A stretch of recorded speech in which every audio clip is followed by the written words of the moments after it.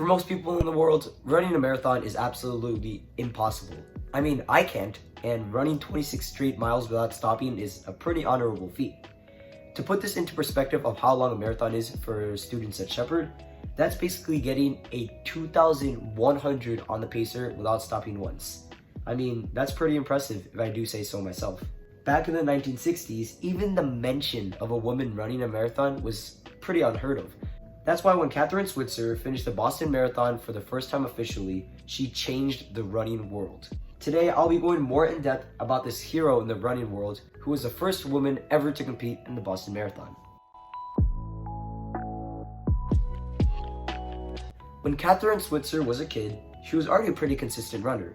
I already began running when I was 12 because I wanted to make my field hockey team, she said in an interview once. Her dad recommended that she would run a mile a day, which she kept up with, and then eventually got her into running. When she was older and became more serious about running, she started to get coaching from a man who coached a men's cross-country team, Arnie Briggs. Even he doubted Kathrine strongly. When she told him about her dreams to run in the Boston Marathon, he said that no woman can run in the Boston Marathon, pretty bluntly. This just shows the stereotypes of women at the time. People used to say back then that if women were to do like physical activities like this, they'd grow super strong muscles, grow hair on their chest, or even have the uterus fall out, which is pretty messed up. Kathrine, knowing that even her coach didn't believe in her, wanted to prove her wrong. So she went on a run with Briggs, originally planning to run the exact same distance of a marathon to prove to him that she could run that long. As we came down our home stretch, it felt too easy, so I suggested that we ran another 5-mile loop just to feel extra confident, which in its own is a pretty impressive distance to run. When she finally proved herself worthy, Arnie Briggs insisted that she'd run the marathon. When she signed up for the marathon, there wasn't anything against gender or anything having to do with gender on the sign-up forms or in the rulebook, so she wasn't doing anything wrong.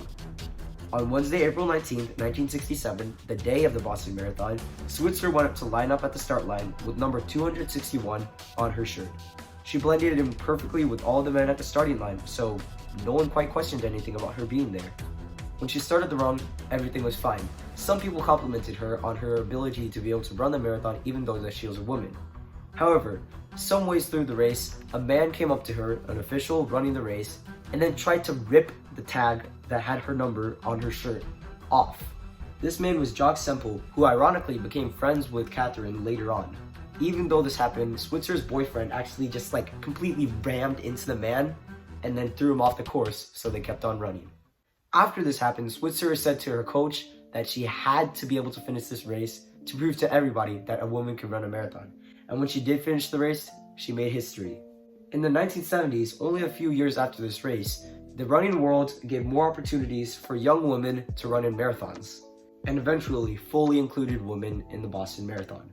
Kathrine Switzer's story strongly shows how perseverance could get you through the way, even if some people that you truly are close to don't believe in you.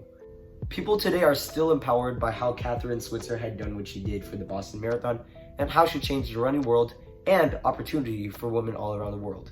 Thank you for watching this video.